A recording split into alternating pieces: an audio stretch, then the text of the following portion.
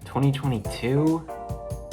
More like fucking shit. So 2022 was a pretty tough year for me. I had a really unfortunate last year of high school and a really hard first semester of college. But one thing that's always been really consistent throughout my years has been video games. I feel like I'm always discovering new games to play across a variety of different genres and eras. So in this video, I'm going to talk about the only good part of my 2022, the video games I played.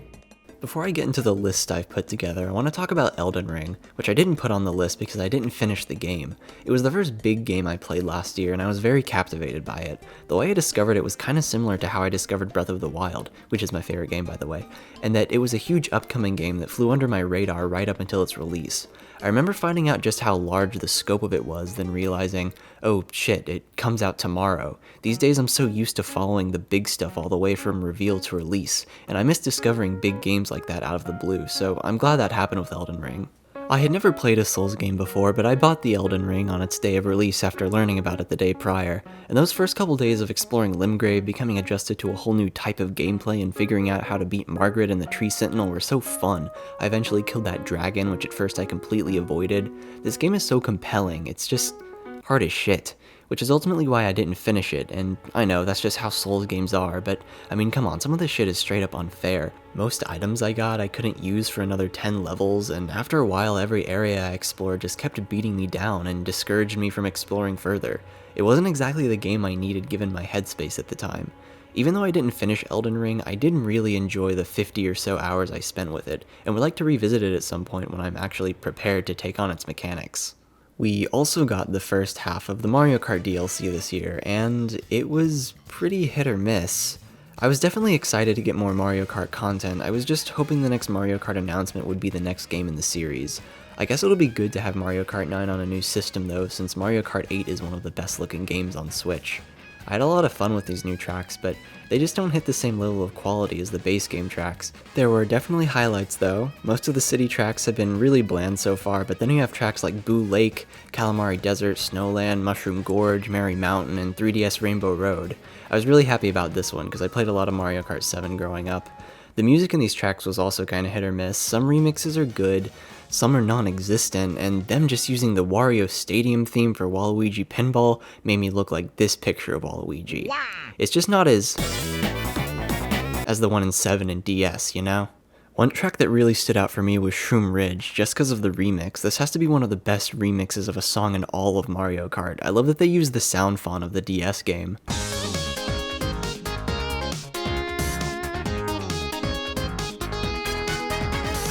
Okay, list time. Here are the 11 best games I played in 2022. Although Metroid Zero Mission is a remake of the NES original, its structure is much more linear. There's a set order you receive upgrades and less of an emphasis on exploration. This benefits the game by making it more accessible. You now have a map and moves from later installments. On the other hand, it doesn't really preserve the original game's claustrophobic discomfort of being stuck on an unknown planet, testing your luck with different paths. This is also reflected in the music. In the original, the Kraid's Lair theme is ominous and dreadful and deters you from going deeper, a stark comparison to the confident and encouraging Brinstar theme. Zero Mission's music, on the other hand, is less distinct and more atmospheric.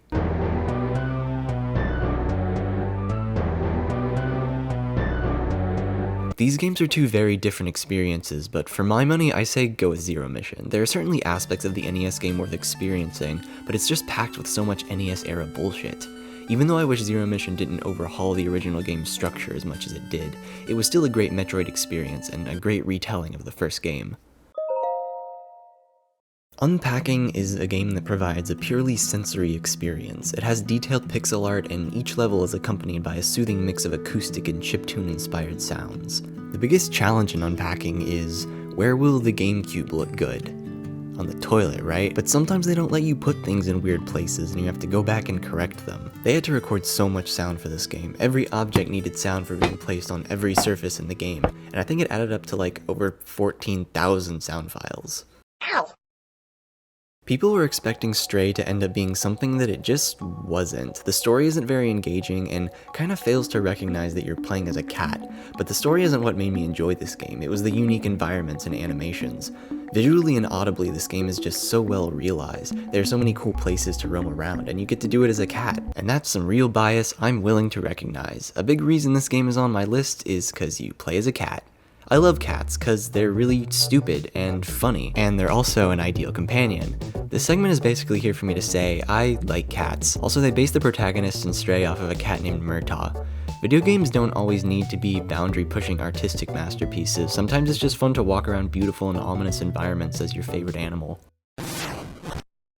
Before Your Eyes doesn't really feel like a video game. It's a narrative that you make choices in by using a very unique control scheme. All you use is your mouse to look around and your eyes. Yeah, you use a webcam to track your eyes, and whenever you blink, you affect the story in some way. This is used to make simple decisions, but blinking also flashes you forward in the story, and it might happen by accident sometimes due to the natural human tendency to blink, but that's kind of the whole point. Without spoiling anything, I'll just say that this game is about the fleeting nature of time and the concern of spending it in a meaningful way. The voice acting is some of the best I've heard in any video game, and the presentation of this story is really thoughtful. Again, I really don't want to spoil anything, just please go try this game. You can beat it in a single sitting. Splatoon 3 is just as much sequel as I think Splatoon needed, and I didn't really think Splatoon needed a lot of sequel. I didn't expect this to come out on Switch, but here it is, and it's definitely a pretty good time. One of the best things about this game is that it fixes a lot of the nagging issues from the previous installment. You can finally skip the intro, which I think is a lot cooler than the 1 and 2. You can practice in the lobby while you're waiting for matches so you don't have nothing to do while you wait for them to start, and you no longer have to worry about uneven teams in the event that someone disconnects. These minor changes don't really warrant a sequel, but they drastically improve the overall experience.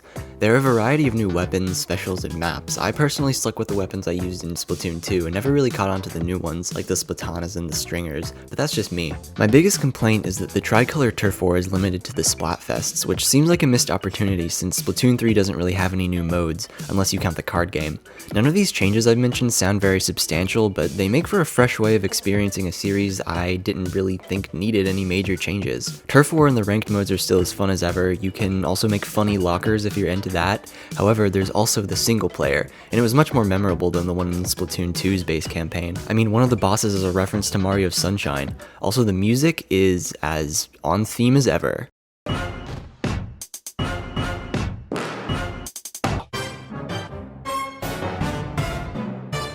I don't know what genre this is. All I know is that I want more of it. I've been trying to beat Hollow Knight since 2018. I think I started 4 playthroughs before I actually beat the game. As someone who grew up playing a lot of linear 2D platformers and had never experienced a Metroidvania, I had some real growing pains with Hollow Knight in the beginning. My path wasn't laid out for me. I had to explore and navigate Hallownest myself, which made getting lost a real deterrent, so much so that I put the game down and forgot about it for a year. About 3 times. On my first playthrough I got stuck somewhere in Green Path, and my second playthrough I got to the City of Tears. I came back to Hollow Knight in 2022 after beating games like The Messenger, Metroid Dread, and the Ori games, which I'd say are more approachable Metroidvanias for those unfamiliar with the genre. And this year I finally beat it. I spent about 35 hours with it, but I know there's so much I didn't do. Hollow Knight is the kind of game I kinda wish Zero Mission was. Hallownest gives a similar unease as the original Zebes. You often don't know if you're in the right place, but that just makes you want to go deeper to see how big the map is and what secrets, bosses, grubs, and charms you can find. Hallownest is lively and creepy. The characters, enemies, and locations will prod your imagination while keeping their mystery constant. The bosses are also plentiful and intense. For newcomers of the genre, Hollow Knight might not click at first, but give it a chance or 4. It's worth it.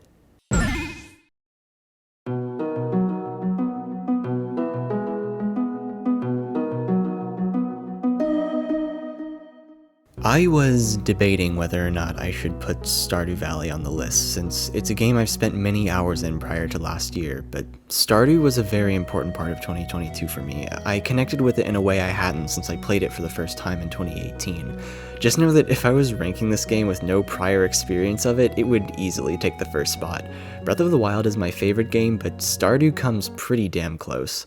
I decided to return to Stardew this year because a lot of rapid change occurred in my life that I wasn't ready for. While my brain forces me to give value to dumb shit, Stardew says, hey, come stay in this Ghibli-esque countryside where you can turn all that stuff off. The eerie sounds of the valley during rainy days, the rustling of foliage, the assortment of buzzing from flies and insects during the summer, and the lonesome breezes that blow during the fall are all so pronounced and distinct, each emitting a uniquely inviting quality. Every pixel is combined to make the most vibrant, natural-feeling world. It's so immersive you can almost smell everything that's happening. Last year I went back to my first save file, and all the memories of playing this game when I was in 8th grade came rushing back. I completed the community center, finished all the journal quests, caught most of the fish, completed the museum, maxed out most of the hearts, got to floor 100 of Skull Cavern, got the movie theater, and finally explored Ginger Island. It was kind of crazy how much stuff I had left to do. I felt a sense of finality bringing my first save file through most of the game's content. Honestly, I don't know how this game exists. Concerned Ape wrote the most genuine characters and made the most compelling video game world that I've ever experienced, rivaled only by Breath of the Wild's Hyrule, all by himself. It's inspiring and helped restore my faith in the future just a little bit. Man, I gotta make a whole video about this game at some point.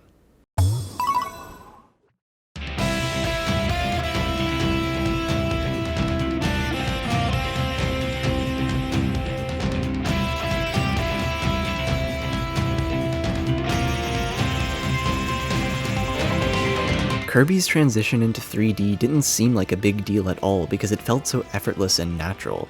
Everything that made Kirby great is still here, like its charming aesthetic and uplifting soundtrack, but it especially doubles down in making Kirby's abilities fun to use. The mouthful abilities are a nice change of pace, but the copy abilities are where the mechanics really shine. You can absolutely obliterate these enemies and bosses with some of these copy abilities, which makes upgrading them so fun. You can do like a...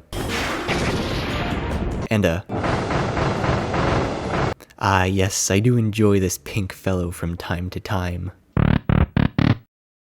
Last year I played through a lot of the old school Zelda games, and I enjoyed all of them, especially the first one, but I think my favorite was Link's Awakening. This was the first game in the series that took a significant tonal shift. It has a tragic story that's subtly hinted at underneath the goofy interactions you have with the residents of the island. The gameplay is classic Zelda, but there's no Zelda to rescue. Throughout the game you have to come to terms with your ultimate goal as you make connections with the inhabitants. The game has a fascinating stark contrast of a happy, toy-like world combined with its sad story. What's also interesting is the vision the developers had for what started as a Game Boy port of A Link to the Past. Link's Awakening stands out in the Zelda series as an interesting oddity that makes me want to see more odd stories in Zelda games. Last Donkey Kong December was special because I played through Donkey Kong Country Tropical Freeze for the first time, and it made me look like this picture of Donkey Kong. Yeah. Donkey Kong has one of the most impressive legacies of any series. The Super Nintendo games are technical marvels. David Wise's music is enchanting. Every developer that's done Donkey Kong has had massive shoes to fill, which makes Tropical Freeze even more impressive. There's so much to look at in these detailed levels. Unlike in Mario, each object in Tropical Freeze adheres to the laws of gravity. You can certainly interact with airborne platforms and obstacles, but there's a specific commitment to the platforms being grounded by at least semi-realistic physics. You platform on falling leaves, minecart rails are flung at you by a saw blade, gusts of wind propel you through certain obstacles. When idle, Donkey Kong will start playing his 3DS and you can tell what games he's playing. There are so many subtle flourishes like that give the game its personality. The sense of speed and control you have in the water, along with the song Amiss Abyss, make the water levels in this game one of the best parts. These games are the best 2D platformers you can play, and Tropical Freeze adds wonders to Donkey Kong's unstoppable legacy.